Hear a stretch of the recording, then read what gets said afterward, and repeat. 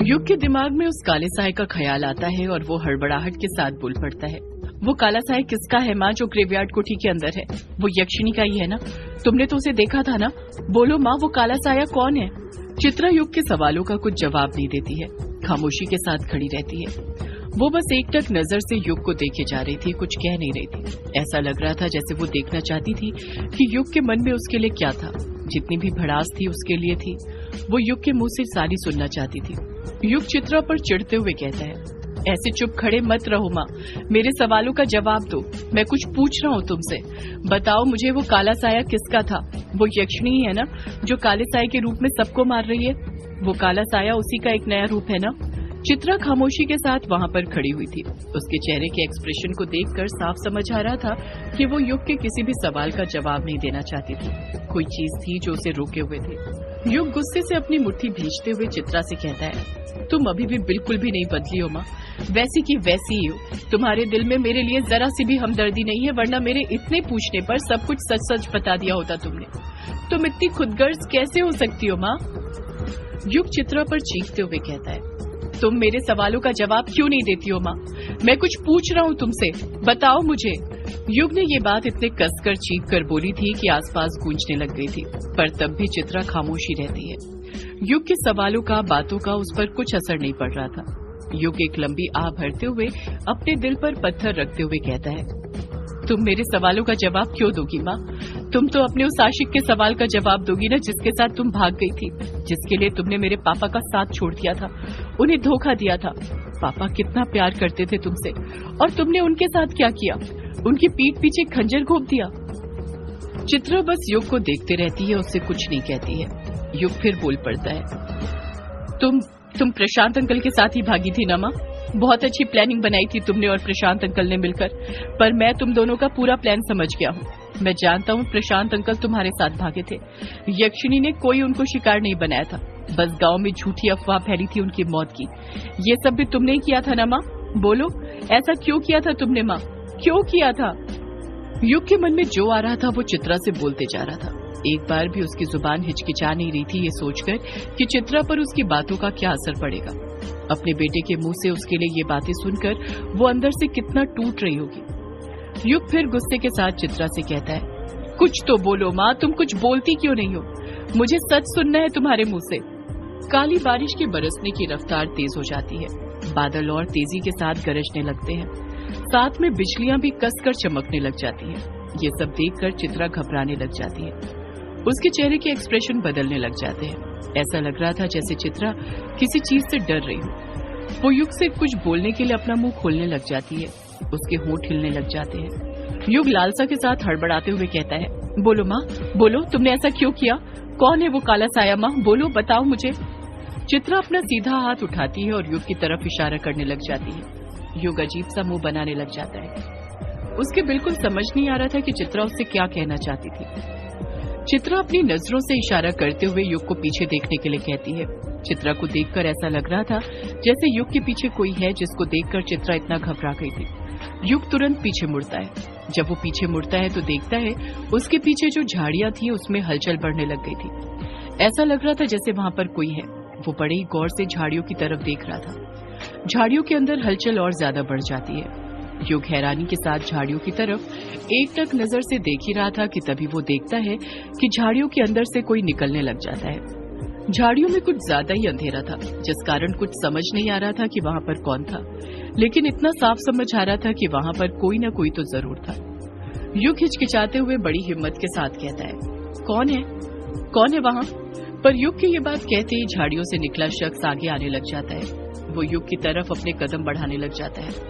जब वो शख्स झाड़ियों से निकलकर युग के पास पहुंचता है तो युग देखता है कि झाड़ियों में से जो शख्स निकला था वो कोई और नहीं बल्कि यामिनी थी। युग यामिनी से कुछ कहता उससे पहले ही यामिनी युग को गले लगाते हुए कहती है, युग बाबू, आप ठीक तो हैं? मुझे कितनी फिक्र हो रही थी आपकी। युग कुछ कहता उससे पहले यामिनी देखती है कि युग काली बारिश में पूरी तरह भीग चुका था, उसके हाथ में उसका छाता नहीं था। यामिनी हड़बड़ाहट के साथ युग से कहती है, आपका छाता कहाँ पर है युग बाबू? मैंने आपसे कहा था ना, इस काली बारिश में भीगना आपके लिए ठीक नहीं है। ये काली बारिश उस काले साए ने कराई है अपनी काली शक्तियों से। यामिनी ने एक साथ युग से इतने सारे सवाल कर लिए थे कि युग अकबका जाता है। उसकी समझ में नहीं आता कि वो पहले यामिनी के किस सवाल का जवाब दे। यामिनी फिर हड़बड़ाहट के साथ युग से बोल पड़ती है, युग बाबू आप ठीक तो है ना, और यहाँ पर क्या कर रहे थे, किससे बातें कर रहे थे? युग फौरन जवाब देता है, वो यामिनी माँ। इतना कहकर युग झट से पीछे मुड़ जाता है। जब वो पीछे मुड़ता है तो शॉक्ड रह जाता है। उसकी बोलती बंद हो जाती है। यामिनी मुंह बनाते हुए कहती है, माँ क्या युग बाबू? युग अपने आसपास देखते हुए बौखलाहट के साथ कहता है, माँ यामिनी, माँ अभी यहीं पर थी। यामिनी अपनी दोनों भवें ऊपर उठाते हुए हैरानी के साथ कहती है, माँ यानी चित्रा आंटी? वो यहाँ थी काला झाड़ी जंगल में? युग हामी भरते हुए कहता है, हाँ यामिनी, माँ यहीं पर थी। तुम्हारे आने से पहले मैं उन्हीं से बात कर रहा था। पता नहीं कहाँ चली गई वो। युग अपने आसपास चित्रा को ढूंढने लग जाता है, पर चित्रा उसे कहीं भी नजर नहीं आती है। युग चित्रा को ढूंढने के लिए अपने कदम हड़बड़ाहट के साथ आगे बढ़ाने लग जाता है। यामिनी उसी वक्त युग को रोकते हुए कहती है, युग बाबू आप कहाँ जा रहे हैं अब? युग चलते हुए जवाब देता है, माँ को ढूंढने यामिनी, वो जरूर तुम्हें देखकर फिर छिप गई होगी, वो यहीं कहीं होगी।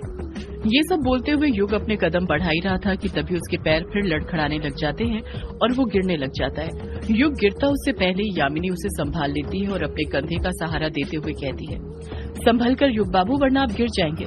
यामिनी ने इतना कहा ही था कि तभी उसकी नजर युग के हाथों की हथेली पर पड़ती है जिस पर खून के निशान थे।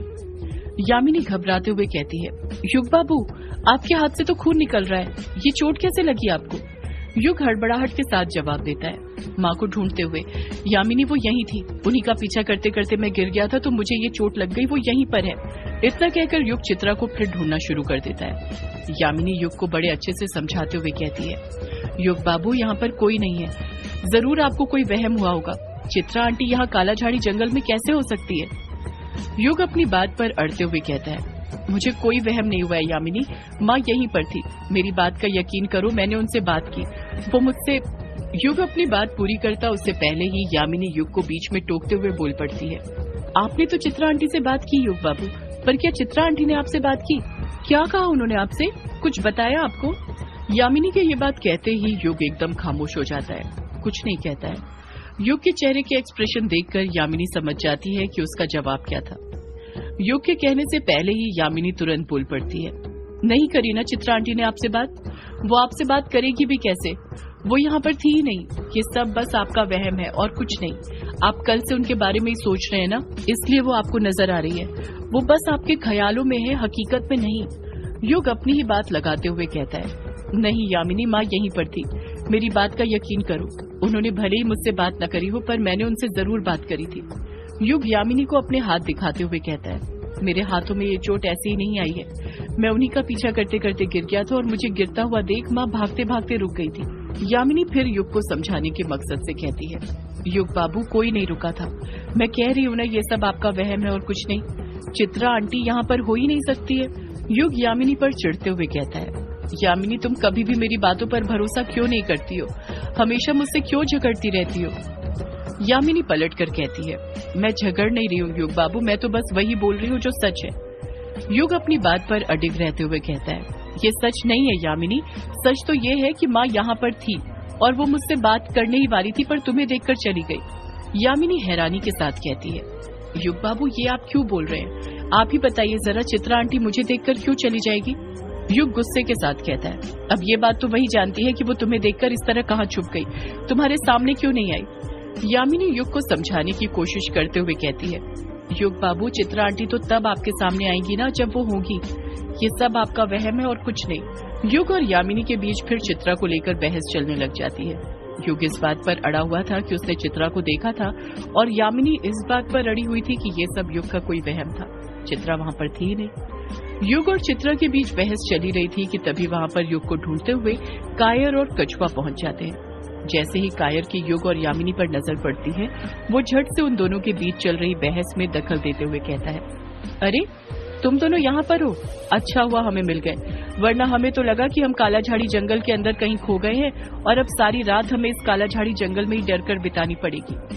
युग और यामिनी में से कोई कायर के सवाल का जवाब देता उससे पहले कछुआ युग और यामिनी से पूछ बैठता है, युग तुझे वन्ना भाभी दिखी क्या?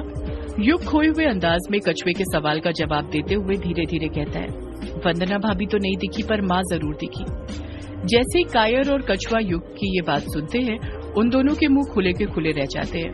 वो दोनों युग की बात सुनकर शॉक्ड रह गए थे। कायर और कछुआ दोनों ही एक साथ धीरे धीरे कहते हैं, क्या कहा तूने, चित्रा आंटी? युग कायर और कछुए की बात का जवाब देते हुए कहता है, हाँ कायर कछुआ, माँ वो यहीं पर थी, मैंने उनसे बात करी। कायर और कछुए में से कोई कुछ कहता उससे पहले ही यामिनी बोल पड़ती है, युग बाबू मैंने कहा ना यहाँ पर चित्रा आंटी नहीं थी, ये आपका वहम था, आप मेरी बात मान क्यों नहीं रहे हैं? युग यामिनी पर दबाव बनाते हुए कहता है, यामिनी तुम मेरी बात क्यों नहीं मान रही हो? यामिनी पलटकर कुछ कहती उससे पहले ही कायर बड़बड़ा पड़ता है, ये तो बड़ा अजीब है, हम ढूंढने वन्ना भाभी को निकले थे और बताओ वन्ना भाभी तो नहीं मिली पर चित्रा आंटी युग को मिल गई। युग और यामिनी की बातें सुनकर कछुआ समझ गया था कि उनके आने के पहले जरूर उन दोनों के बीच झगड़ा चल रहा था और कछुआ यही तो चाहता था। वो यामिनी को युग से दूर करना चाहता था ताकि काले साए के अंत के बाद जब वो यामिनी का शिकार करे तो युग और उसकी दोस्ती पर कोई असर न पड़े, वो वैसी ही बनी रहे जैसे अभी बनी हुई थी। कछुआ ना चाहते हुए भी युग की बातों पर यकीन करते हुए उससे कहता है, युग तूने पक्का यहाँ पर चित्रा आंटी को देखा था? युग हामी भरते हुए कहता है, हाँ कछुआ मैंने यहीं पर माँ को देखा था। इतना कहते ही युग कायर कछुआ और यामिनी को सब बताने लग जाता है कि कैसे उसने चित्रा का पीछा किया था और फिर उससे अपने मन के सारे सवाल पूछे थे, पर चित्रा ने उसके किसी भी सवाल का जवाब नहीं दिया था। युग की सारी बात सुनने के बाद कछुआ कुछ सोचते हुए कहता है, इसका मतलब ये हुआ कि चित्रा आंटी को वन्ना भाभी का संदेश मिल गया था, उन्हीं के बुलाने पर वो वापस लौट कर आई है। कायर कछुए को बीच में ही टोकते हुए कहता है, पर कछुआ अगर चित्रा आंटी वापस लौट कर आ गई है तो फिर वो हमारे सामने क्यों नहीं आ रही है, हमसे छुप क्यों रही है?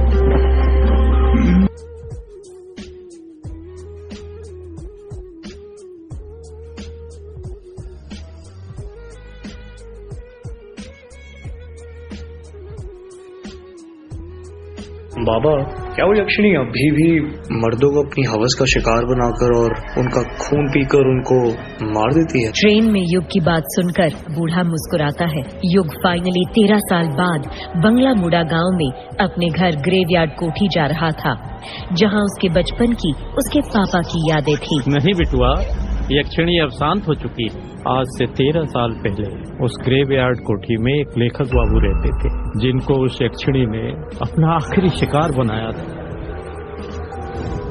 वो लेखक बाबू जिनकी आप बात कर रहे हैं, वो मेरे पिता थे। तुम लेखक बाबू के बेटे हो? हाँ, मैं उनका बेटा युग हूँ। लेकिन वो यक्षिणी शांत क्यों हो गई? कुछ गांव वालों का कहना था कि लेखक बाबू के साथ संभोग करके उस यक्षिणी की हवस मिट गई, इसलिए वो शांत हो गई। पर जब हवस मिट गई थी तो उसने मेरे पिता को क्यों मारा? ये राज उनकी मौत के साथ ही ग्रेवयार्ड कोठी में दफन हो गया। पर मैं तुम्हें एक सलाह देता हूँ, ग्रेवयार्ड कोठी से दूर रहो। यक्षिणी शांत हो चुकी है, उसकी वासना को फिर मत जगाओ। वैसे बाबा आप काफी कुछ जानते हैं इस ग्रेवयार्ड कोठी के बारे में, आखिर कैसे?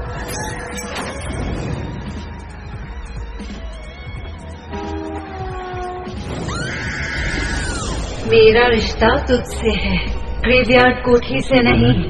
13 साल से इंतजार था। यक्षिणी का युग के साथ क्या रिश्ता था? वो 13 साल से युग का क्यों इंतजार कर रही थी?